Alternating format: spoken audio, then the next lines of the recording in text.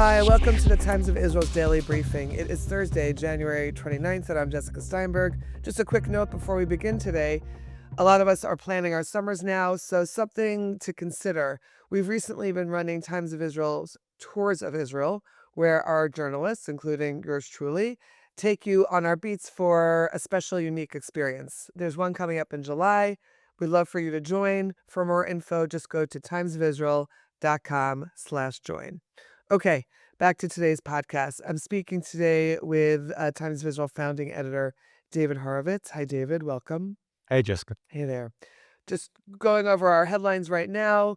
United States President Donald Trump is weighing options against Iran, creating conditions for what he calls, quote, regime change. Carrier Lufthansa is extending its cancellation of night flights to and from Tel Aviv through February 3rd due to the situation in the Middle East. We'll look at the latest with Iran, as well as the incendiary comments made by Prime Minister Benjamin Netanyahu against the Biden administration, what's being said about Hamas control in Gaza, and the funeral yesterday of slain police officer Ron Gvili. Stay with us. 3 million Israelis are dealing with trauma since October 7th.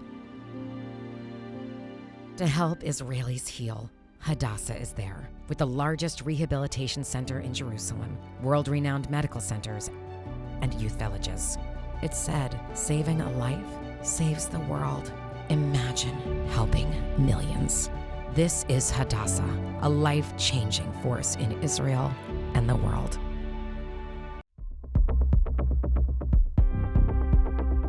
Okay, David, we could start really with any of these. Let's look first, though, at the Prime Minister, Netanyahu, his comments made at the Tuesday evening press conference.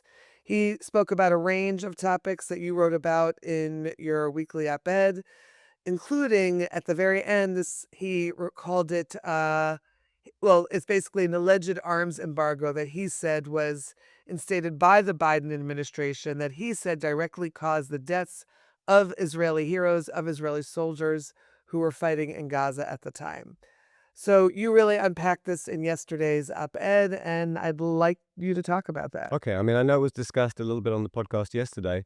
It was quite striking the way that Netanyahu presented this allegation, because he gave a press conference that lasted almost an hour, atypically long. And at the very end, unprompted, he said, there's one more thing I want to add. And then he alleged, as you've correctly said, that Israeli heroes, Israeli soldiers were killed because of ammunition shortages caused by an alleged Biden administration era arms embargo. He didn't actually specify Biden administration. He said the embargo ended when Trump came into office.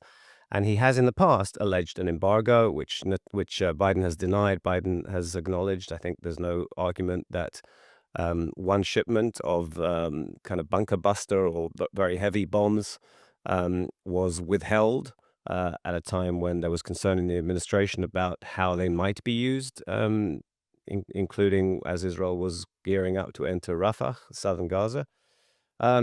There's never been an allegation that soldiers were killed as a direct consequence of lacking ammunition caused by an American Biden administration embargo. So it's really quite staggering. It provoked an uproar, including among ex-Biden administration staffers, one of whom basically called Netanyahu a liar and an ingrate, and noted that the administration had provided $20 billion in assistance and basically deterred a regional war, deterred Hezbollah, sent warships. I think that the way Amos Hochstein put it, he literally saved Israel, or words to that effect. And therefore, this was quite staggering. I think it's also interesting to note that there's been no mention of any such consequence in any of the IDF's own multiple probes of basically all the events surrounding October the 7th and going on into the war. There's a theory, which I didn't mention in the column, that this was partly, and we have reported it, that Netanyahu was thinking of an interview he gave to The Economist just a few days ago, in which he said, we did not carpet bomb Gaza, when we could have done if we'd wanted to, and that would have caused massive, potential civilian loss of life. Of course, we didn't do that, and as a consequence, we lost lots of soldiers. That's quite an interesting comment for Netanyahu to have made, especially as Likud in the past has criticized people like Benny Gantz for saying the same thing. And therefore, maybe Netanyahu was actually trying to deflect that comment and say, well, actually, soldiers who were killed were not killed because of policies in that direction, but because of the failure to supply ammunition, allegedly, by the Biden administration. That's one theory here. I don't know what to make of that. I don't think that's something that can be easily dismissed. I also think it's worth noting another thing that I didn't mention in the column, that it's potentially very alienating in terms of Israel's relations with the Democratic Party, which are pretty strained in this government and that party, and more broadly, I would say they're pretty strained anyway, and this certainly doesn't help. The point that I sort of ended with and highlighted in my column is that Netanyahu resists a state commission of inquiry, resists an independent inquiry. He's been resisting it for 2 years plus. I mean, this is absolutely the kind of thing, by no means the only kind of thing, but the kind of thing that would be established in a proper inquiry, where all witnesses can be subpoenaed and where you get to the bottom of what went wrong. All events surrounding October the 7th, not only because because people should take responsibility and so on, but also to ensure it doesn't happen again. That's why you have this process, and we have not had this process. We haven't had any uh, um, powerhouse inquiry, and Netanyahu, in the same press conference, again opposed it, derided it, suggested that it would not be credible, and the real truth would come out um, if there was the kind of inquiry that he wants to push, which is he presents as a government opposition selected inquiry, but of course the opposition has rejected it. The government is trying to set the mandate for such an inquiry, and it will not be independent, and there's a concern that crucial information will not come to light. Crucial information essential to the well-being of Israel. I noted on very different location and situation, but I was covering Ron Gvili's funeral yesterday in Meitar, and the prime minister was one of the speakers. He gave one of the eulogies at the funeral, his first hostage funeral that he's been at, and he has certainly been in touch with that family and was welcomed there as an honored guest. And there were comments that were made by people who were not at the funeral who said that he was, in a sense, using it as almost like a campaign platform. And it was interesting to me how the crowd, not everyone, people definitely applauded what he had to say. And unlike so many hostage funerals that have taken place, where the prime minister is not in place and no one from his coalition is there, and there is always a call for a commission of inquiry, that was not mentioned at all at Ryan Gvili's funeral. In fact, it was much more about more military pressure on Hamas, more military pressure in Gaza. Yeah, I mean, I know you were there, and maybe you'll tell us a little bit more about it. I think it was striking in his press conference as well. I mean, he has the right to claim credit for things that he achieved since the war broke out, including presiding over a process in which every hostage came back. Trump's role in this was, I think, incredibly significant. We've talked about this often. The idea that all 20 of the final living hostages would be returned was something none of us believed would happen. It happened largely because Trump used the full weight of his office to achieve it. I would say, at the same time as you legitimately can claim credit for the achievements, you have to take responsibility for the failures, including, I mean, there was no mention in his press conference, I'm certain he didn't say it in his speech at the funeral yesterday, of more than 40 hostages who were taken alive into Gaza and who Israel did not succeed in returning alive. They were murdered by their captors in almost every case. Let's not get the balance of blame wrong, but that's a responsibility too. And in his press conference, why not a little bit of humility and a little bit of compassion for the families of, I mean, never mind all the people who died on October the 7th, but there were 40 plus hostages that Israel failed to save. That was tragic. Not all blame attaches to Israel for this. Again, I stress it. They were mostly murdered by their captors, but again, a balance of responsibility, some humility, a little more compassion. It's so painful um, and unnecessary when we see this playing out again and again. Yeah. Okay, let's turn to a very different topic, but one that is very much on the minds of everyone. Iran. The sources saying that President Trump is weighing the option of targeted strikes, a broader strike, broader attack, conditions for regime change, which of course everyone would like to see regime change in Iran. What do we think about this latest headline? Yeah, so first of all, let's just reestablish exactly what you said. This is a terrible regime. It's terrible for the region, it's terrible for global stability, and it's oppressing and mass murdering its people. And things will not get better in Iran, and things will, always be at risk of radical instability in this region and beyond. They're trying to expand their missile range all the time, so long as this regime is in power. I think anybody with a modicum of intelligence recognizes this is a terrible leadership, as I say, rapacious ideologically and territorially, and it has to go. I think nobody knows what to make of what may happen, and anyone who tells you that they know what's going to happen, is not telling you the truth, because the only person who knows is President Trump. We don't know exactly how close he came to actually ordering an attack. Something like a week and a half, a little longer than that, ago.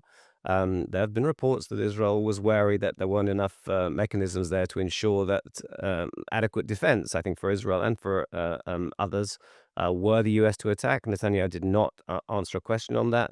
He dodged a question on that at his press conference, understandably. He didn't want to go into that. But it's going to be Trump who makes that decision. And it's interesting that there are reports, as you say, of some of the things he may be weighing. And I imagine he is indeed weighing them.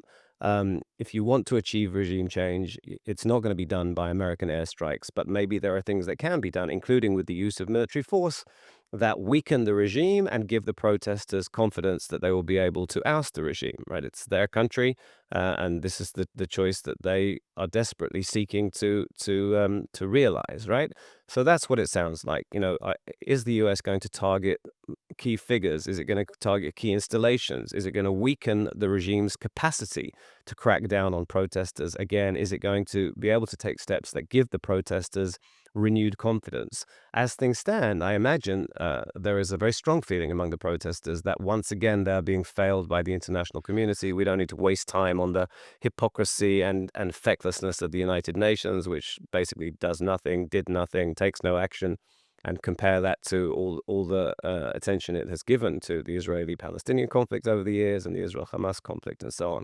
But yes, I'm sure Trump is weighing many options, and nobody knows which one he's going to choose. Right, there we have that. Okay, let's take a quick break. When we're back, let's talk about the latest with Hamas and Gaza and what we know about that. So stay with us.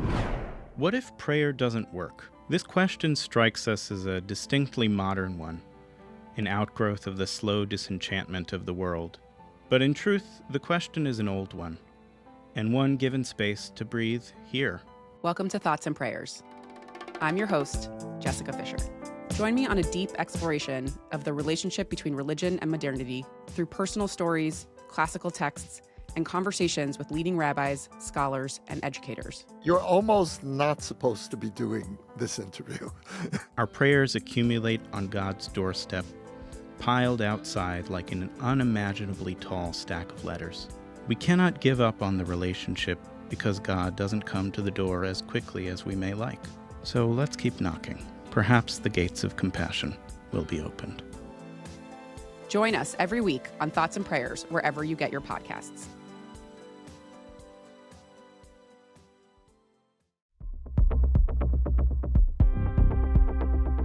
Okay, so we have one of our headlines this morning is Israel warning that Hamas may cede Gaza to technocrats, but that Hamas will actually maintain, their power structure in the Gaza Strip. That's one of Manny's pieces that's up right now on the top of our page, and which kind of makes sense in terms of what we know. But what are your thoughts about that? I think about it again, playing out against the comments that I heard in the eulogies yesterday, but those two things are not necessarily the same either, right? Well, go on, elaborate. What do you mean by that? No, I'm just saying, politicians are saying what they're saying, what they want to actually see happening. And then we have Trump pushing the Board of Peace and a whole bunch of technocrats who seem to actually be starting to operate. But it's not like they can, lift up what's left of Hamas and it make them pack their suitcases and leave either. That's not happening. So, I mean, it's pretty complicated. We're concerned that Qatar and Turkey are potentially prominent in some kind of in the new reality in Gaza. Netanyahu is adamant they won't have troops there, but they're very influential and they have a very good relationship with President Trump, despite the fact that they host and support Hamas. It's quite an extraordinary situation. Yes. Then you have the issue of Rafah, the border crossing there, which is going to open very imminently. And Netanyahu, accurately, as far as I understand, made clear that this does not mean there will sort of be a free fall going in and going out of Gaza via Egypt. At that crossing, there'll be limitations on how many people come in, no limitations on how many people go out. There may be potentially tens of thousands of Gazans who would like to return, many of whom were abroad for medical treatment. But Israel maintains a military checkpoint very close to the Rafah crossing, and if it's not present at the crossing, it is most certainly present at the checkpoint, and will be able to monitor anyone going in. And then there's there would be a short distance that they would then go to get into Hamas-controlled 50% of Gaza, and they wouldn't be able to do that if Israel was not letting them go through. I think that's the planned mechanism. Netanyahu said something very interesting this press conference. I mean, he said, we don't want Hamas governing Gaza, and we don't want a PA role, a Palestinian Authority role in governing Gaza, even though we should say there's some kind of PA role at the Rafah crossing being envisaged. But he also said there's basically nobody in Gaza. His sentence construction was a little bit ambiguous. Meaning there's no one in power in Gaza. No, he was saying, no, that there's nobody in Gaza, no Gazans who don't have some connection to Hamas or the PA. Anyone senior has either worked for Hamas or in the past the PA and so on. And he seemed to acknowledge that that's a reality. He doesn't want a formal role for the PA. He's determined to destroy Hamas, but at the same time he was acknowledging a reality that there's almost nobody or nobody in Gaza who you might want to earmark for some kind of role in rebuilding a better Gaza, who doesn't have some kind of Hamas or Palestinian Authority connection. So all of that is in the mix as well. And then, just finally to the essence of what we're talking about and your point, Hamas intends to survive. Hamas, they're very savvy. I think we've long I think we know that. recognized that. Right. And they seem to be cunning and calculating, no matter how many of their senior leaders are no longer in a position to do any calculations, right? They want to somehow retain control of their weaponry, even though they might come up with a formula in which they're ostensibly placing it in the safekeeping of some other administration. That means that it survives and they will still have access to it. They might ostensibly hand over power to a technocratic committee or another kind of forum. But of course, in their own minds, they will not have disappeared. They will still have control. They will still have influence. They maintain a rule of terror in the 50% of Gaza that they control. And if the Israeli army is gradually pulling out, as Gaza is ostensibly becoming safer, they will want to ensure that Israel leaves and they stay, and that far from being, laying down their arms and Israel leaving a demilitarized strip, they want to ensure that they retain access to their arms and that the strip is not demilitarized. And this is the challenge that Israel is facing. I do not believe that President Trump is naive on that matter. But he's working closely with countries as well as Israel in the form of Turkey and Qatar especially, which have a very different take. And if their track record is to be believed, will want to enable a situation in which Hamas, again, which they support, is not utterly routed and is not utterly marginalized and is not utterly deprived access to weapons. So this is a very complicated reality, and it has been since October the 7th. David, do you feel like the pace of all of this, of Hamas, Gaza, technocrats, really was picked up since Ron Greeley's body was found on Monday?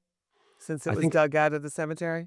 I think it was picking up, even in the days shortly before that, because Trump made clear he wanted to move on to the second phase. The second phase being a process that involves the demilitarization of Gaza, Hamas disarming, a gradual Israeli withdrawal, and so on. And Israel was wary about this, and the position that Netanyahu has expressed was that he insisted, yes, we accepted Trump's 20-point plan, which aims for a stable Gaza that Israel can safely live alongside, and no threat to Israel. So that's why Netanyahu accepted this plan.